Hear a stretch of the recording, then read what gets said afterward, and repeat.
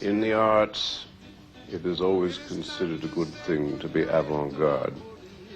But if you're 25 years ahead of your time, then it is just, you might just as well be arrière-garde.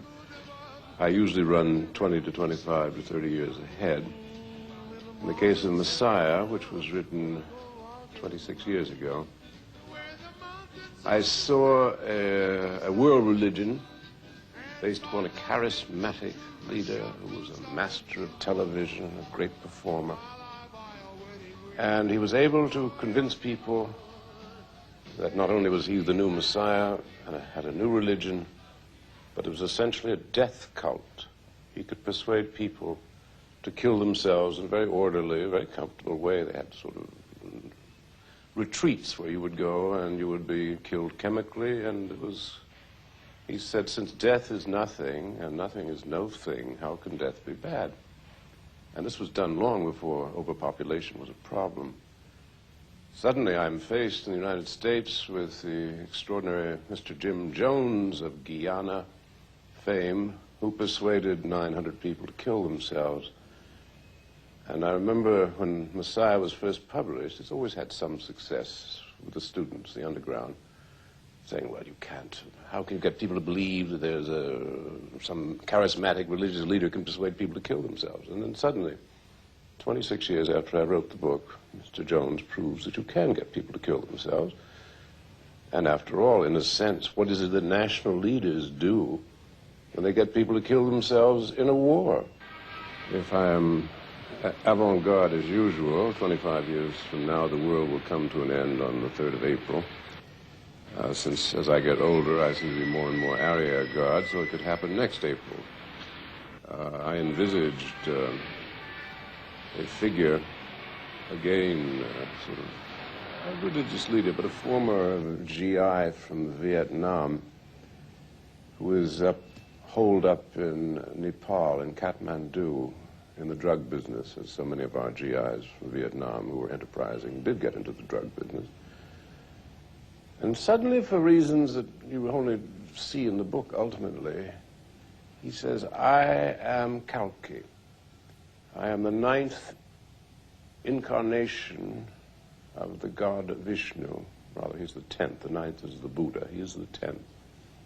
And according to Hindu lore, the 10th incarnation of the god Vishnu will be a white man, and when he comes, it will be the end of this cycle of creation. And he said, I am Kalki. This is the end. Naturally, he becomes very popular on television. He's taken up all over the country. He is interviewed. He gets 8 minutes on CBS 60 Minutes, which is a great American program, in which for 6 minutes you have a subject really studied in depth. And he becomes a world star, but he keeps saying on the 3rd of April, everybody will die. And on the 3rd of April, he manages to kill everybody in the world except himself and 4 others, because it's his intention to be the father of the new human race.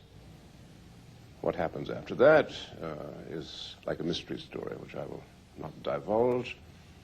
But what is all through the book is a sense of an ending. Because of overpopulation, pollution, the things that are in the air, the too many people.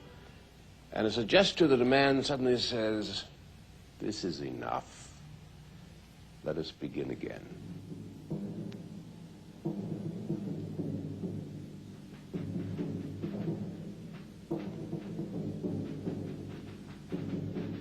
It would be very nice if I were able to think of a way of avoiding the end. But the way my imagination turns, I only see an ending. And I think there is a sense of an ending at this moment in human society. I think everybody feels it.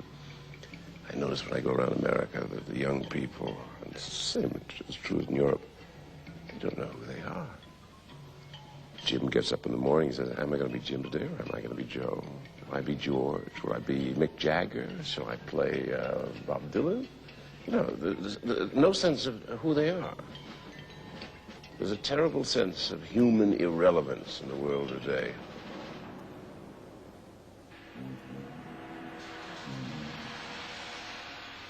I think that in my work,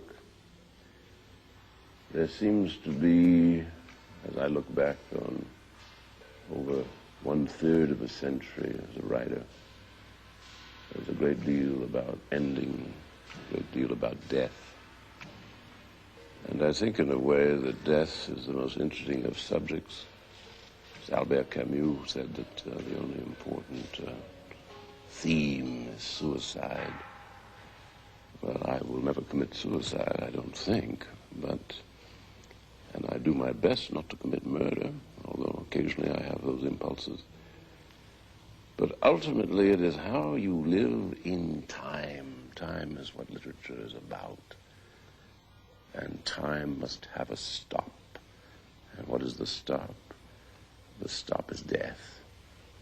And so ultimately it is how a writer can deal with time and how a writer finally deals with death that establishes the quality of his mind, the quality of his work, and the sense finally, in my own case, since I'm a Stoic, a Roman, a classicist, for me death is dissolution, and the idea of this personality continuing is not only ridiculous, but tragic.